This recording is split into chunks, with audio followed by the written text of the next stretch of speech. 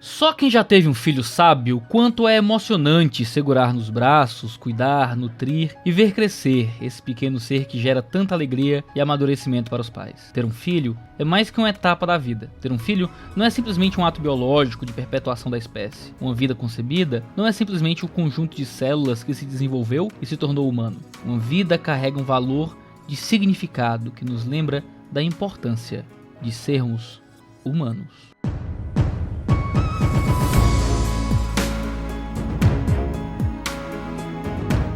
Filhos da Esperança, de 2006, foi dirigido por Alfonso Cuarón. O filme se passa em 2027, retratando uma Inglaterra distópica em um mundo onde há 18 anos não nasce nenhuma nova criança. Nenhuma explicação é dada, e o filme até brinca com as tentativas de responder tais mistérios. As mulheres simplesmente pararam de ter filhos por causa de uma pandemia de infertilidade. Nesse mundo, a Inglaterra tem proibido a entrada de estrangeiros, considerando o ato um crime e, por causa disso, sofre com os mais variados atentados, ataques de milícias e passa por uma forte repressão policial. As cores frias escolhidas para gravar o filme nos dão um ar de tristeza e morbidez. A única vez em que cores menos gélicas aparecem na tela é no momento em que Theo, o personagem de Clive Owen, se dirige para falar com Nigel, um poderoso que parece gerir uma indústria e que é aficionado por colecionar peças de arte. Ainda assim, a cinematografia nos mostra dois mundos. Theo, dentro do carro, está separado e vive em outro mundo, que não aquele colorido do lado de fora. Dessa forma, Cuarón nos mostra que mesmo num mundo onde há dor e sofrimento, existem aqueles que, por causa de seu poder, vivem em um mundo diferente. Theo parece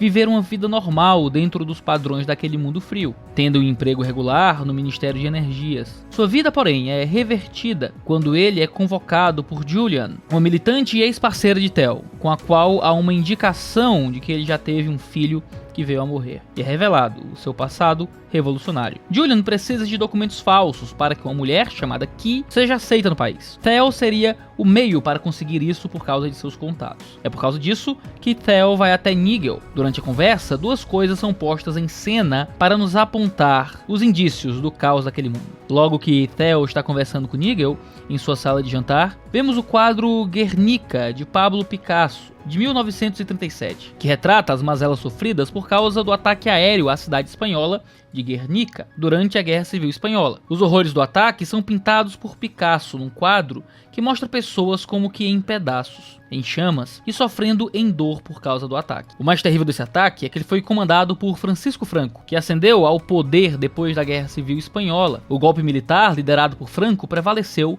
e ele se tornou um ditador espanhol até 1975, quando veio a morrer. Contado com o apoio militar dos italianos e alemães que estavam sob o domínio nazifascista, Franco coordenou o ataque à cidade para poder tomá-la e avançar na instauração de sua ditadura. Além disso, logo atrás de Nigel há uma grande janela que mostra as chaminés de uma indústria e um balão no formato de um porco.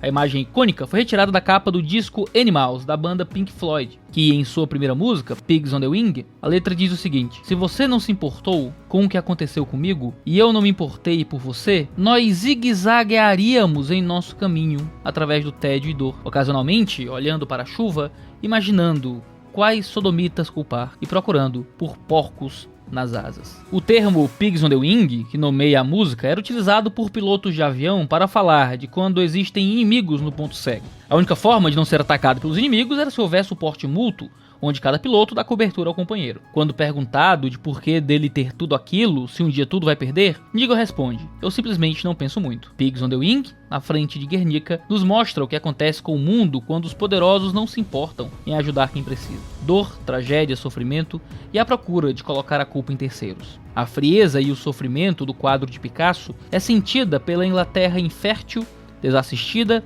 e abusada pelos poderosos. A crise mundial trazida pela infertilidade mudou as políticas, a economia e a dinâmica da vida. Quando não há nova vida, a vida se torna fria. O suicídio passa até mesmo a ser legalizado através da droga Quietus, que é autorizada pelo governo. As pessoas que não suportam mais o sofrimento daquela existência são permitidas tirar a própria vida. A falta de nova vida trouxe angústia existencial de perder o sentido. Se não há nova vida, todos um dia, invariavelmente, morrerão, até não existir mais ninguém. Durante o filme, numa antiga escola primária que foi degradada e agora está abandonada, podemos ver no muro as reminiscências de um passado onde crianças andavam de bicicleta, abraçavam seus pais, e sentavam em volta de um sofá, reminiscências estas que foram sobrepostas pelo descaso diante da perda da esperança. Miriam conta que era parteira. Ela diz que primeiro vieram os abortos, depois eles aumentaram e foram acontecendo mais cedo, os casos foram aumentando e menos mulheres foram engravidando, e o som das crianças brincando foi desaparecendo. Suas risadas, conversas, brincadeiras e tudo mais foi ficando mudo. Com isso, o desespero foi se instalando, e ela diz: é estranho o que acontece no mundo sem as vozes das crianças. Miriam e Theo estão do lado de dentro da escola fria e sem esperança enquanto observamos Ki, através da janela quebrada, sendo tocada pelos quentes raios de sol, enquanto brinca num balanceador. A esperança estava logo ali, e eles teriam que lutar por ela. Theo, Ki e Miriam têm agora que se passar por fugitivos para poder salvar o bebê no ventre de Ki. Novamente, é inevitável não perceber a analogia bíblica do refúgio ao Egito para escapar das mãos de Herodes. O trio do filme tem que se submeter à humilhação em nome da esperança que lhe estava proposta. Durante os percalços da empreitada, Miriam é separada do grupo e não chega a ver o resultado de sua luta. Ela fica para trás, e Theo prossegue com Ki. Nem nós, muitas vezes, conseguimos ver o resultado em vida daquilo pelo que lutamos. Muitas vezes, assim como aqueles chamados de heróis da fé, não vemos o cumprimento da promessa, mas enquanto a esperança for nosso fôlego, respiraremos, ainda que não haja mais ar em nossos pulmões. Os conflitos seguem, porque, estando Ki já em trabalho de parto, Theo tem que fazê-lo. Note de onde vem a esperança.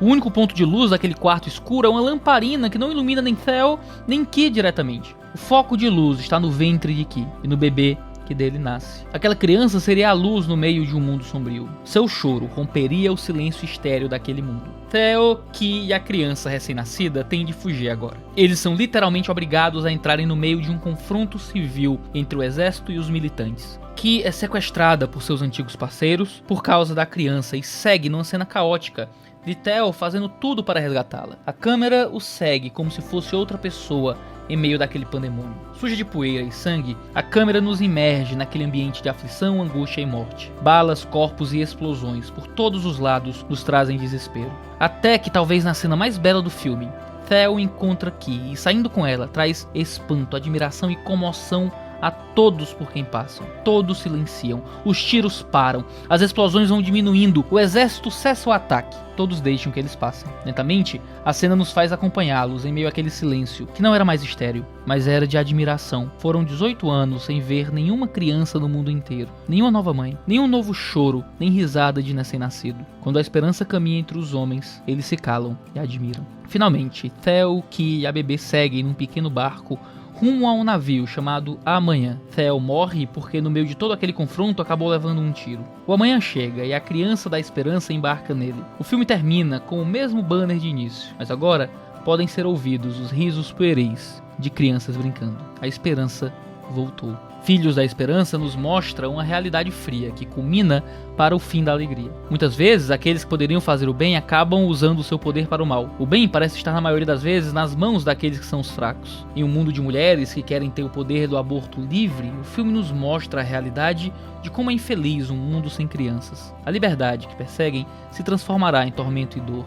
A escolha de não ter crianças deixa o mundo mais triste. Em um mundo cinza, um filho pode trazer cor. Há uma alegria indizível em ser pai. Todos os cuidados durante a gravidez são compensados quando é visto o fruto. Todas as fraldas sujas, noites insones, cansaço nem se comparam com a alegria de segurar nos braços aquele pequeno ser que tem o imenso poder de trazer felicidade e esperança para o lar. E não podemos esquecer que certa vez numa família comum veio a luz do mundo. Daquela mulher veio a criança que traria esperança para o mundo aflito. Maria carregou em seu ventre o Deus Emanuel. Dela veio a luz que resplandeceria no mundo sombrio. O Cristo assegurou que o amanhã o abrigasse até a eternidade, e risos fossem ouvidos quando a história de nossas vidas terrenas acabassem. O Filho do Homem garantiu que os filhos de homens tivessem esperança e esta fosse para além da vida, para além do mal, para além dos governos humanos, angústias e sofrimentos terrenos. Temos esperança porque um menino nos nasceu, um filho se nos deu, o governo está sobre os seus ombros e o seu nome será Maravilhoso Conselheiro, Deus Forte, Pai da Eternidade e Príncipe da Paz.